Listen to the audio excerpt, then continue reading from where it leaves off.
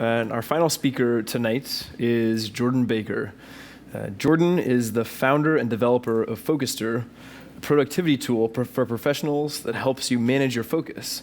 Coincidentally, Focuster launched in January on Product Hunt and reached the #2 spot for the day.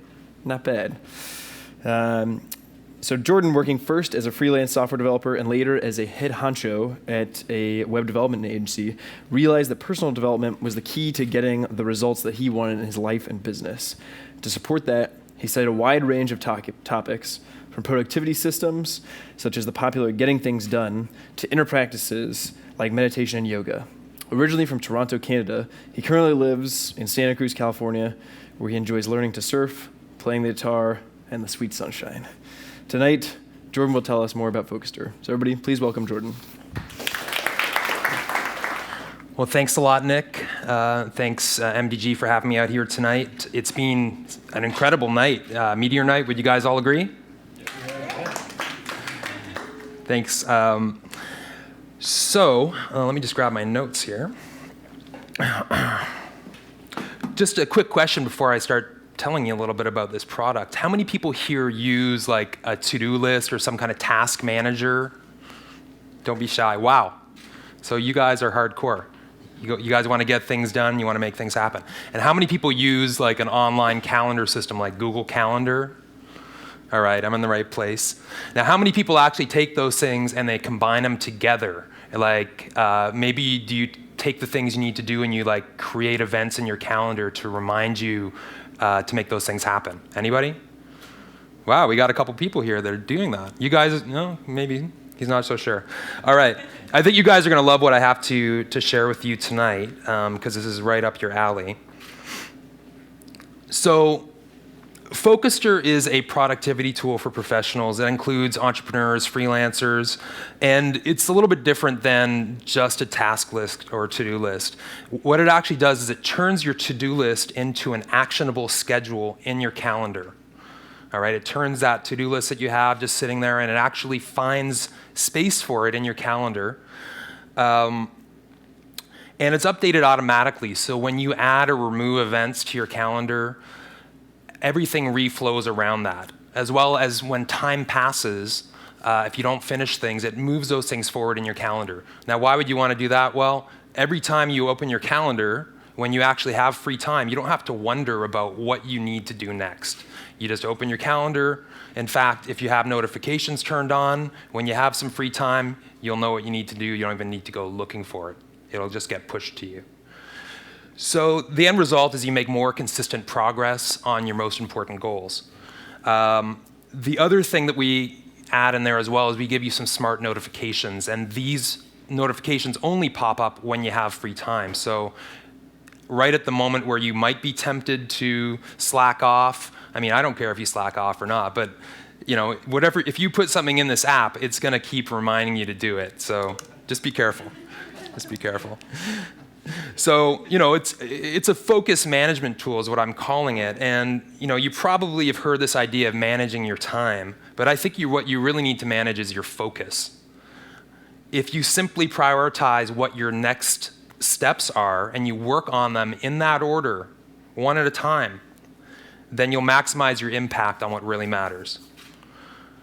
So I'm just going to give you guys a quick demo of the app, and then I'll talk a little bit about the technology underneath it and what had me choose Meteor, and love to answer any questions. So, all right. So here we have the basic Focuster app. And on the left-hand side, yes, we do have a to-do list on the left-hand side, and this is where you would park things that you do not want to schedule yet. In the middle column is what we call the day list, or it's an action list. So we're putting actions in there, and actions is a terminology we use in Focuster for your tasks, your to-do list items. And then on the right-hand side here, we've got a calendar view which shows you both your events and your actions side by side. And we're going to see how that actually works in just a second. There's a whole bunch of other things going on, but we're just going to jump right into adding our first action. So first action I'm going to add is, well, let's say Meteor Night demo. And So I could just hit enter right now and it would add it. It would use a default duration time of 1 hour, which you can configure as well. But I'm just going to say 30 minutes for the point of this demo, and we'll see what happens. So as soon as I hit enter here, it adds it both in the middle column, and it actually, as you can see down here, it scheduled it automatically into my calendar at 9:30 p.m. Now, I'm not super happy about that because I wanted to show you an action before there. So I'm going to actually edit this thing right now. I'm going to change it to 15 minutes. And we can see again in real time, it just scooches it up there. I'm going to add a second thing, which is I'm going to have a beer after this talk. And that's probably going to take me about half an hour. All right. And so we got something after that event. So what that actually demonstrates is how Focuster actually flowed that action around that existing event. The other cool thing about this is that Focuster is also scheduling these things automatically into the calendar. So I'm just going to do a quick sync, a manual sync. It does an automatic sync every 15 minutes, but for the purposes of our demo, I just want to show you that we've got these things in the calendar. So that's the first step. The second thing I'd like to show you is this activity bar up here. So the activity bar shows you a whole bunch of information at a glance. Specifically, it shows you how much time you've been using and how much time you have free.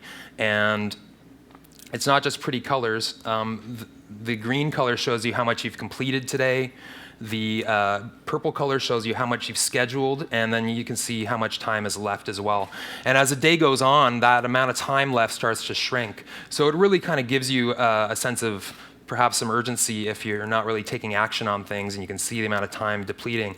Also, if I add more actions than are available in the current day, we'll see the other state, which is the over state here, which is in red. This really helps you to prioritize, because if you don't know how much time you have, you can't prioritize. If you think you have unlimited amount of time, what's the point of prioritizing? You're going to get it done, like everything done anyways, right? So this tool really helps you to make decisions about what's going to make the cut in your busy day. This here lets you adjust your work hours for the individual day. There's global work hour settings where you can say, hey, I work from 9 to 5. Today, I adjusted it to match our particular event. If, for example, I change this to 1 hour, we can now see that that fits in there as well.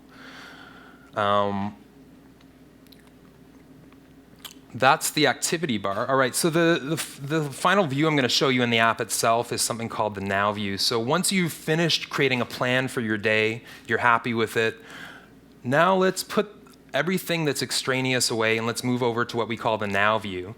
And the Now view just shows you only the one next thing you need to work on next. It again also shows you this activity bars, so you can really keep tabs on what's happening.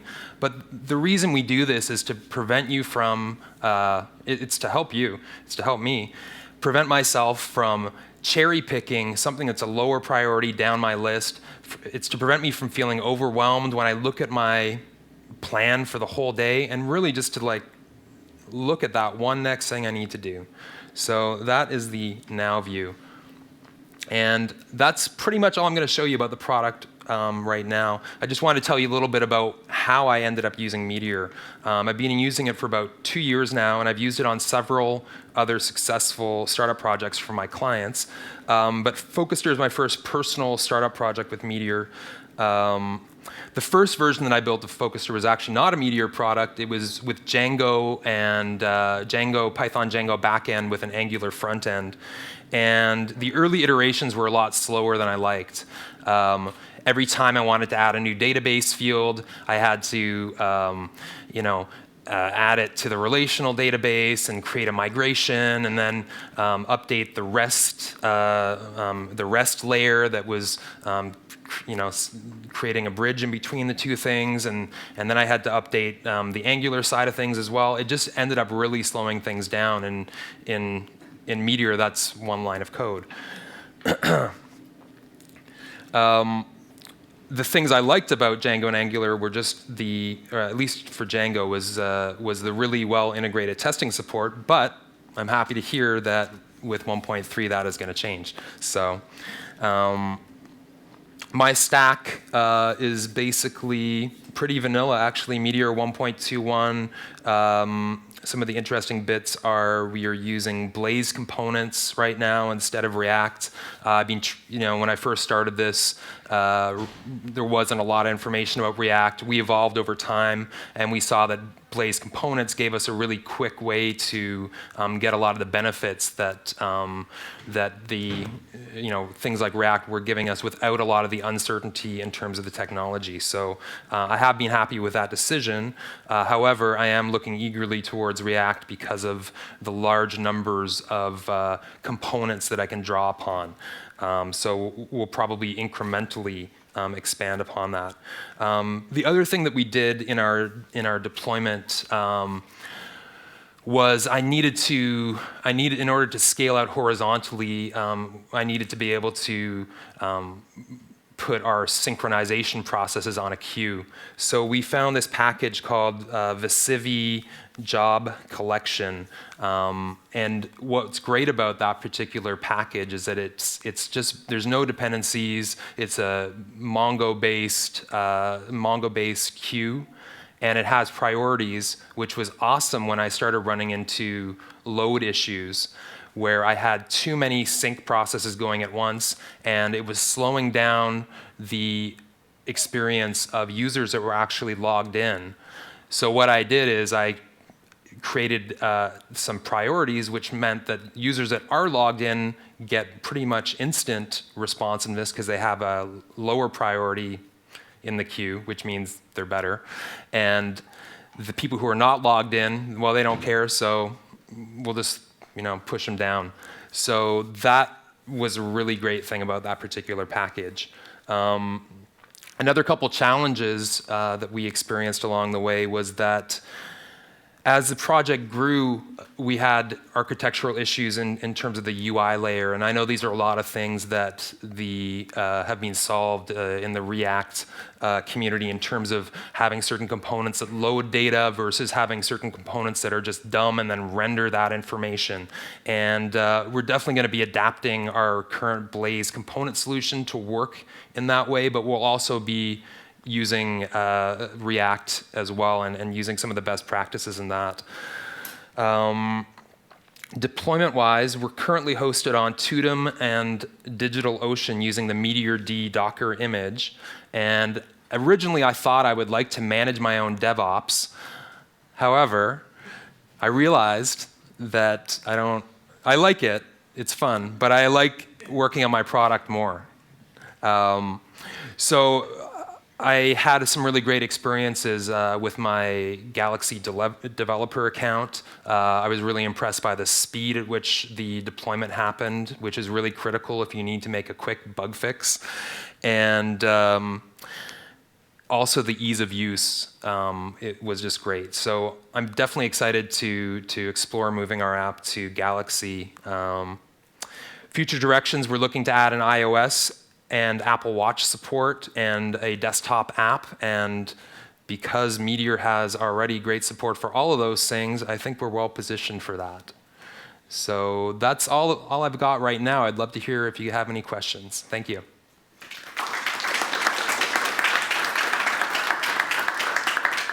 Yes?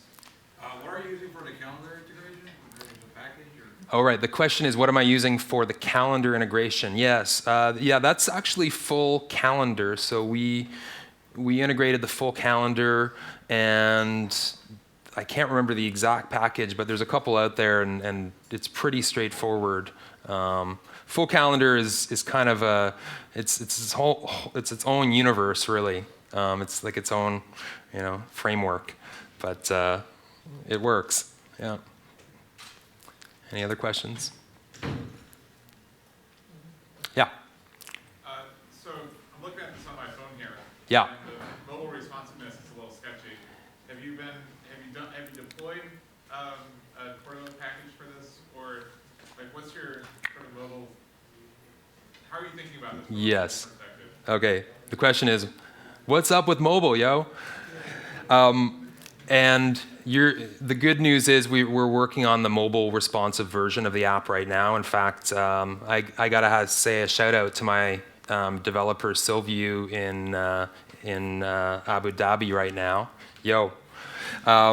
He's been working his butt off this week on our mobile responsive version of the app, and we're going to be releasing that next week. So don't try it on your phone yet. Next week. When you see this video, it should be good. Thanks for the question. Any other questions? Yes? So it's a pay service for basic as well? It is currently a pay service for basic. It is true. I am looking at adding a free version.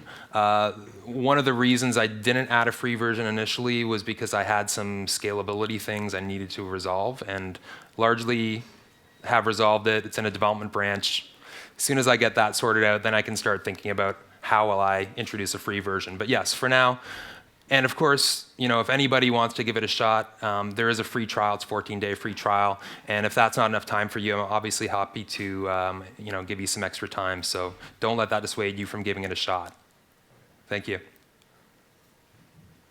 Yes? How do you evaluate scalability? You have somebody testing like simulated graph or something? The question was, how do I evaluate the scalability? I did it kind of poorly at first, but I have learned a couple of tricks along the way. I have used Meteor down, which lets you simulate the DDP traffic to your site, which is great. The problem I had was that a lot of the scalability issues were related to the synchronization processes with Google Calendar, and I had some issues simulating that at first. I've kind of, at this point, moved along to being able to mock out some of that so that I can generate enough load. But yeah, there were a couple bumpy points along the way, but that's how you learn, right? Yeah, great. All right. Any other last questions? Yes. What did you use for your subscription service? A plugin or? Oh, what did I use? Okay, so the question is, what did I use for the subscription service? So I'm using Stripe for the subscription service. Pretty plain Jane implementation. Just using checkout.js to do to grab the credit card information. Yeah. All right. Thank you so much.